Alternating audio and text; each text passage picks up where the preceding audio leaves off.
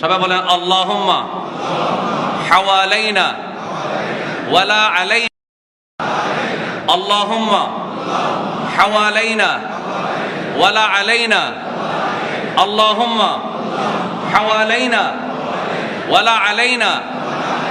এটার অর্থ হচ্ছে আল্লাহ যেখানে মানুষ আছে, যেখানে জনপদ আছে, যেখানে গ্রাম আছে, শহর আছে, মানুষ আছে, আল্লাহ সেইখানে বৃষ্টি না দিয়ে, সেইখানে বন্যা না দিয়ে, আল্লাহ যেখানে মানুষ নেই, জনবসতি নেই, আল্লাহ ওই ধরনের স্থানে তুমি বৃষ্টি দাও। একটু জোরে বলেন না আমিন। আরেকবার বলেন আমিন।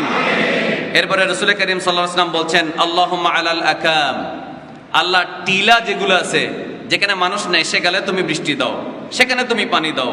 ওয়াল জিবাল, আল্লাহ যেখানে পাহাড় আছে, পর্বতমালা, সেখানে তুমি বৃষ্টি দাও। ওয়াল আজাম ওয়াজ জিরাব ওয়াল আউদিয়া, আল্লাহুম্মা আলাল আকাম ওয়াল জিবাল ওয়াল আজাম ওয়াজ জিরাব ওয়াল আউদিয়া ওয়া মানাবিতিশ শাজার, আল্লাহ মালভূমিতে বৃষ্টি দাও, বনভূমিতে বৃষ্টি দাও। আল্লাহ তুমি যেখানে পাহাড় আছে সেখানে বৃষ্টি দাও।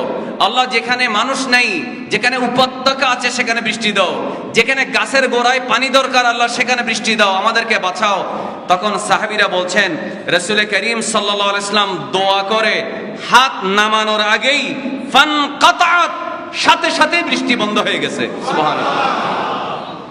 আল্লাহর কাছে আমরা দোয়া করছি, আল্লাহ তাআলা আজকের এই আমাদের গুনায় ভরা, আমাদের জবান নাপাক, আমরা নিজেদেরকে গুনাহগার বলে স্বীকার করছি, কিন্তু ইয়া আল্লাহ তোমার প্রিয় নবী সাল্লাল্লাহু আলাইহি ওয়াসাল্লামের জবান পাক। ইয়া আল্লাহ তোমার নবীজির দোয়ার প্রতিটি হরফ বর্ণ পাক। ইয়া আল্লাহ তোমার নবী সাল্লাল্লাহু আলাইহি ওয়াসাল্লামের হাদিসে পাকের প্রতিটি শব্দ দোয়া পাক।